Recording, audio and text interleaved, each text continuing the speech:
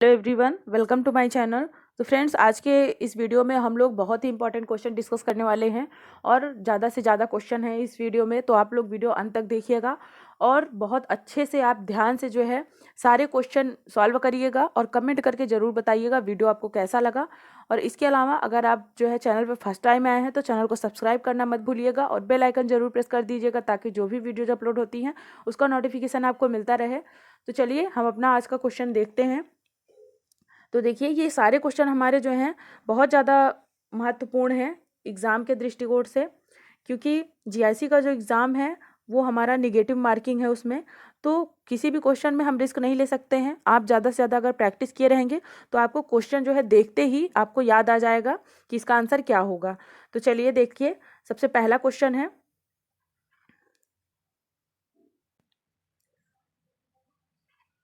निम्नांकित में कौन सी परिस्थिति नहीं है? भारत रत्न, श्रमिक, योद्धा का प्रयोग, नाम के पूर्व पंडित शब्द।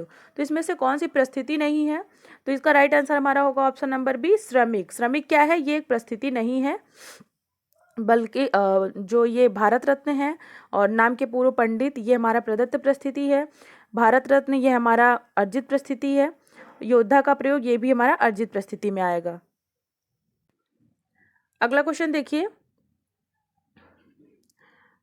परिस्थिति और श्रेणी विशेषता है एक जनजाति के सदस्यों की, जाति के सदस्यों की, गोत्र के सदस्यों की और समूह के सदस्यों की। तो इसका राइट आंसर क्या होगा? इसका राइट आंसर होगा हमारा ऑप्शन नंबर बी, मतलब जाति के सदस्यों की। परिस्थिति और श्रेणी जो होती है वो हमारा जाति के सदस्यों की विशेषता है। अगला क्वेश्चन देखिए, जजमानी व्यवस्था वस्तु के बदले सेवा का विनिमय है। ऑप्शन है कानून, प्रथागत, वस्तु की कीमत के आधार पर, सेवा के आधार पर। तो इसका राइट आंसर क्या होगा? ऑप्शन नंबर बी, प्रथागत है। यानी ये प्रथा चली आ रही थी परंपरागत रूप से, तो ये हमारा प्रथागत एक तरह से जजमानी व्यवस्था क्या है? एक प्रथागत व्यवस्था है। अगला क्वेश्चन देखिए, सामाजिक स्तरीकरण के कारणों की व्याख्या कैसे करेंगे? ऑप्शन है, यह मानव में वंशानुगत विभिन्नताओं के कारण है, या समाज द्वारा सामाजिक पदों के लिए दिए जाने वाले प्रोत्साहन का परिणाम है, संघर्ष और युद्ध में योग्यतम के द्वारा सामाजिक पद का विशेषाधिकार प्राप्त करना है, उत्पत्ति स्पष्ट नहीं है। तो सामाजिक स्तरीकरण के कारणों की व्याख्या इनमें से कैसे करेंगे? तो देखिए, इसका राइट आंसर होगा हमारा ऑप्शन नंबर डी, उत्पत्ति जो है वो स्पष्ट नहीं है। अगला क्वेश्चन देखिए, जाति की उत्पत्ति के कई काल्पनिक सिद्धांत हैं, निम्नांकित में से इसकी उत्पत्ति का श्रेष्ठ उत्तर कौन सा है? ऑप्शन है, यह व्यवस्था प्रभुत्वशाली प्रजाति की प्रजाति शुद्धता को बनाए रखने के लिए प्रयुक्त की गई। दूसरा है, यह ब्राह्मणों की सर्वोच्चता को बनाए रखने के लिए निर्मित की गई। तीसरा है, यह श्रम विभाजन की एक योजना है। चौथा है, यह ज्ञात और अज्ञात कारणों की उत्पत्ति है। तो इसका राइट आंसर क्या होगा? ऑप्शन नंबर डी होगा, यानी यह ज्ञात और अज्ञात कारणों की उत्पत्ति है। जाति व्यवस्था हमारी, मतलब कुछ कहा नहीं जा सकता है कि जो भी इसके सिद्धांत हैं जो बताए जाते हैं कि किस कारण से जाति की उत्पत्ति हुई है, तो इसमें से क्या सही है क्या नहीं, तो इसको जो है कोई बता नहीं सकता है। तो यह ज्ञात और अज्ञात कारणों की उत्पत्ति है। अगला क्वेश्चन देखिए, अगला क्वेश्चन है हमारा, स्तरीकरण की किस व्यवस्था में गतिशीलता की लोच पाई जाती है? ऑप्शन है, जागीर प्रथा, जाति व्यवस्था, वर्ग व्यवस्था, गोत्र व्यवस्था। तो इसका राइट आंसर क्या होगा? ऑप्शन नंबर सी, वर्ग व्यवस्था। अगला क्वेश्चन देखिए, वर्ग भेद को लाक्षणिक करने वाला मूल अंतर निम्नलिखित के बीच के भेद को निर्दिष्ट करता है। ऑप्शन है, किरायाजीवी तथा उद्यमी, श्रमजीवी तथा व्यवसायी, अभिजन तथा जनसाधारण, संपत्ति युक्त तथा संपत्ति विहीन। तो इसका राइट आंसर होगा ऑप्शन नंबर डी, संपत्ति युक्त तथा संपत्ति विहीन। यानी जिसके पास संपत्ति है, जिसके पास संपत्ति नहीं है, ये एक दो वर्ग बना देता है। यानी अमीर गरीब का दो वर्ग जो है इसमें विभाजित हो जाते हैं। अगला क्वेश्चन देखिए,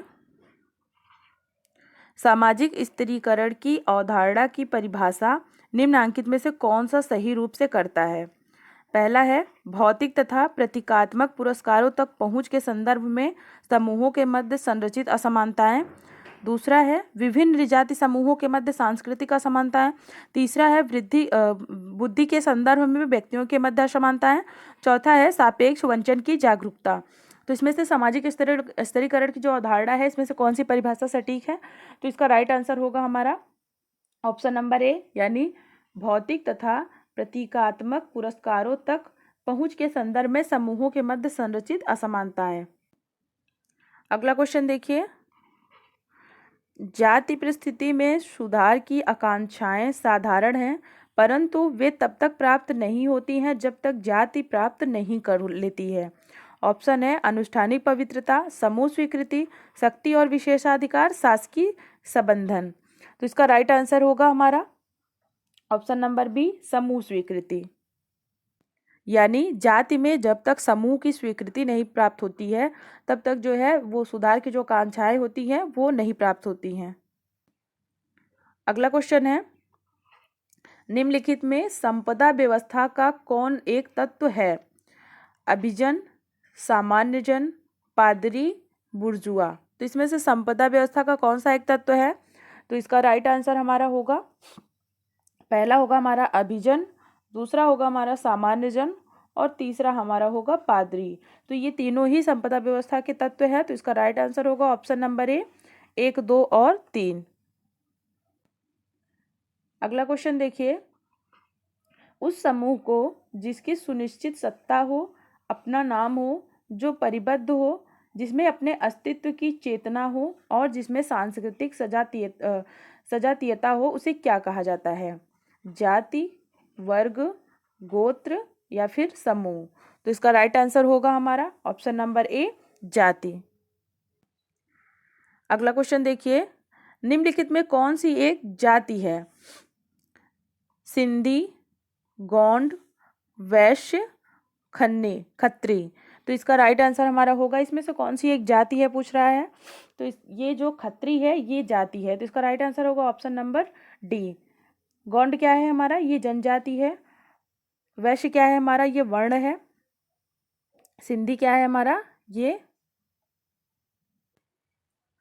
अगला क्वेश्चन देखिए, निम्नलिखित में कौन से सामाजिक स्तरीकरण के स्वरूप हैं? आय समूह, जमींदार और आसामी, जाति तथा वर्ग, प्रजाति समूह। तो इसमें से सामाजिक स्तरीकरण के कौन से स्वरूप हैं? तो देखिए, इसका हमारा राइट आंसर होगा ऑप्शन नंबर सी, जाति तथा वर्ग। जाति तथा वर्ग क्या है? हमारे सामाजिक स्तरीकरण के स्वरूप है। अगला क्वेश्चन है, किसने जाति व्यवस्था के अध्ययन में वेबर प्रारूप का प्रयोग किया? आंद्रे बेते, एम.एन. श्रीनिवास, योगेंद्र सिंह, दीपांकर गुप्ता। तो इसमें से जाति व्यवस्था के अध्ययन में वेबर के प्रारूप का प्रयोग किसने किया था? इसका राइट आंसर होगा आंद्रे बेते। अगला क्वेश्चन है, निम्नलिखित में से वर्ग व्यवस्था से संबंधित कौन कौन से कथन सही हैं? पहला है एक वर्ग व्यवस्था को एक मुक्त व्यवस्था माना जा सकता है। दूसरा है एक वर्ग व्यवस्था को सामान्यतः सामाजिक गतिशीलता से पहचाना जा सकता है। तीसरा है एक वर्ग व्यवस्था को एक बंद व्यवस्था माना जा सकता है। चौथा है एक वर्ग व्यवस्था में व्यक्ति पद क्रम में ऊपर नीचे आ जा सकता है। इसमें से वर्ग व्यवस्था से संबंधित कौन कौन से कथन सही हैं? तो इसका पहला हमारा कथन सही है, वर्ग व्यवस्था को एक मुख्य व्यवस्था माना जा सकता है। दूसरा, एक वर्ग व्यवस्था को सामान्यतः सामाजिक गतिशीलता से पहचाना जा सकता है, ये भी सही है। और चौथा, एक वर्ग व्यवस्था में व्यक्ति पद क्रम में ऊपर नीचे आ जा सकता है। तो इसका राइट आंसर हो जाएगा ऑप्शन नंबर डी। अगला क्वेश्चन है, सामाजिक गतिशीलता व्यक्त करती है भूमिका परिवर्तन को, परिस्थिति परिवर्तन को, व्यवसाय परिवर्तन को, स्थान परिवर्तन को। तो इसका राइट आंसर होगा हमारा ऑप्शन नंबर बी, भूमिका जो सामाजिक गतिशीलता जो है ये परिस्थिति परिवर्तन को व्यक्त करती है। अगला क्वेश्चन है, निम्नलिखित पर विचार करें। अंतःपीढ़ी गतिशीलता, अंतरपीढ़ी गतिशीलता, स्थितिक गतिशीलता, परिस्थितिक गतिशीलता। तो इनमें से कौन से प्रकार की जो गतिशीलता है वो लिप्सिट तथा बेनेडिक्स ने नहीं बताई है? तो देखिए, लिप्सिट तथा बेनेडिक्स ने कौन से प्रकार की गतिशीलता नहीं बताई है? तो स्थितिक गतिशीलता और परिस्थितिक गतिशीलता, इसको लिप्सिट एवं बेनेडिक्स ने नहीं बताई थी। तो इसका राइट आंसर हो जाएगा ऑप्शन नंबर बी, 3 और 4। अगला क्वेश्चन है, मार्क्स द्वारा प्रतिपादित अपने आप में वर्ग निम्नलिखित में से किसके निकट है? परिस्थिति समूह, ध्रुवीकृत समूह, श्रेणी, वर्ग, वैमनस्यता। तो इसका राइट आंसर होगा हमारा ऑप्शन नंबर सी, श्रेणी। अगला क्वेश्चन है, निम्नलिखित पर विचार करें। पूंजीपति, निवेशक, प्रबंधक और श्रमिक। तो इनमें से कौन कौन आधुनिक समाज में बुर्जुआ वर्ग के अंतर्गत आएगा? तो देखिए, इसमें हमारा पहला हो जाएगा यानी पूंजीपति और दूसरा यानी निवेशक। तो ये दोनों हमारे बुर्जुआ वर्ग के अंतर्गत आएंगे। तो इसका राइट आंसर होगा ऑप्शन नंबर सी। अगला क्वेश्चन देखिए, निम्नलिखित पर विचार करें।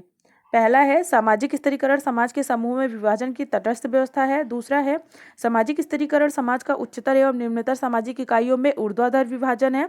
तीसरा है, सामाजिक स्थिरीकरण व्यक्तियों के सांस्कृतिक पृष्ठभूमि पर आधारित होती है। तो इनमें से कौन कौन से कथन सही है? तो देखिए, इसमें से कौन कौन सा कथन सही है। इसमें से हमारा दूसरा सही है, सामाजिक स्थिरीकरण समाज का उच्चतर एवं निम्नतर सामाजिक इकाइयों में ऊर्ध्वाधर विभाजन है। इसके बाद हमारा तीसरा सही है, सामाजिक स्थिरीकरण व्यक्तियों के सांस्कृतिक पृष्ठभूमि पर आधारित होती है। तो इसका राइट आंसर हो जाएगा ऑप्शन नंबर डी, 2 और 3। अगला क्वेश्चन है, सूची 1 को सूची 2 से सुमेलित करना है। तो देखिए, सबसे पहला है प्रजाति सिद्धांत। तो प्रजाति सिद्धांत किसने दिया था? तो ये दिया था रिजले ने, 1 का डी हो जाएगा। फिर व्यवसायिक सिद्धांत किसने दिया था? ये दिया था नेस्फील्ड ने, तो 2 का सी हो गया। तीसरा है राजनीतिक सिद्धांत। राजनीतिक सिद्धांत दिया था अब्बे डुबाय ने, और बहुकारकी सिद्धांत दिया था, ये दिया था ड्यूमा ने। तो इसका राइट आंसर हो जाएगा हमारा ऑप्शन नंबर बी। अगला क्वेश्चन देखिए, निम्नलिखित पर विचार करें। G S. Ghurye, Risley, N K. Dutta, Henry Maine. तो इनमें से कौन कौन जाति उत्पत्ति के प्रजाति सिद्धांत से संबंधित हैं? तो इसमें से कौन कौन से जाति उत्पत्ति के प्रजाति सिद्धांत से संबंधित हैं? तो पहला जी.एस. घुरिये, उसके बाद हर्बर्ट रिजले, फिर तीसरे हमारे एन.के. दत्ता। ये तीनों संबंधित हैं जाति के प्रजाति सिद्धांत से, जिसका राइट आंसर होगा ऑप्शन नंबर सी। अगला क्वेश्चन है, निम्नलिखित लक्षणों पर विचार करें। संख्या बल, आर्थिक शक्ति, अनुष्ठानिक परिस्थिति, राजनीतिक शक्ति, विधिक परिस्थिति। तो इनमें से कौन प्रबल जाति के लक्षण हैं, यानी प्रभु जाति के कौन कौन से लक्षण हैं? तो देखिए, पहला हमारा संख्या बल ये है, दूसरा आर्थिक शक्ति, फिर चौथा राजनीतिक शक्ति। तो इसका राइट आंसर हो जाएगा ऑप्शन नंबर सी, यानी 1, 2 और 4। अगला क्वेश्चन देखिए, निम्नलिखित पर विचार करें। संपत्ति, शक्ति, प्रतिष्ठा, परिस्थिति। तो वेबर के स्थिरीकरण के त्रिआयामी सिद्धांत के कौन कौन से तत्व हैं? तो इसका राइट आंसर है हमारा, पहला हो गया संपत्ति, दूसरा हो गया शक्ति और चौथा हो गया हमारा परिस्थिति। तो वेबर ने जो अपना त्रिआयामी सिद्धांत दिया था, तो उसमें संपत्ति, शक्ति और परिस्थिति की बात की थी। तो इसका राइट आंसर हो जाएगा ऑप्शन नंबर सी, 1, 2 और 4।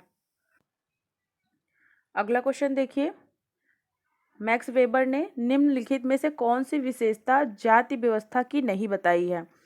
पहला है निश्चित नाम, दूसरा है शुद्धता, तीसरा है पदक्रम, चौथा है वैवाहिक एवं सहभोजी। तो इसमें से मैक्स वेबर ने कौन सी विशेषता जाति की नहीं बताई है? तो इसका राइट आंसर होगा ऑप्शन नंबर डी, वैवाहिक एवं सहभोजी। अगला क्वेश्चन देखिए, सामाजिक स्थिरीकरण के द्वारा, ऑप्शन है लिंग के आधार पर समाज का वर्गीकरण होता है, दूसरा है जैविक विशेषताओं के आधार पर उन्हें पहचान दी जाती है, तीसरा है व्यक्तियों की परिस्थिति के अनुसार सोपान तंत्र का निर्धारण होता है, चौथा है व्यक्तियों को उपयुक्त भूमिकाएं आवंटित की जाती हैं। तो इसका राइट आंसर होगा हमारा ऑप्शन नंबर सी, व्यक्तियों की परिस्थिति के अनुसार सोपान तंत्र का निर्धारण होता है। अगला क्वेश्चन देखिए, गतिशीलता प्रत्येक समाज की सामाजिक स्थिरीकरण की व्यवस्था से जुड़ी होती है, यह किसका कथन है? ऑप्शन है ग्लास, सोरोकिन, बेनेडिक्स और पार्सन्स। तो गतिशीलता के बारे में ये किसका कथन है? तो ये कथन है ग्लास की।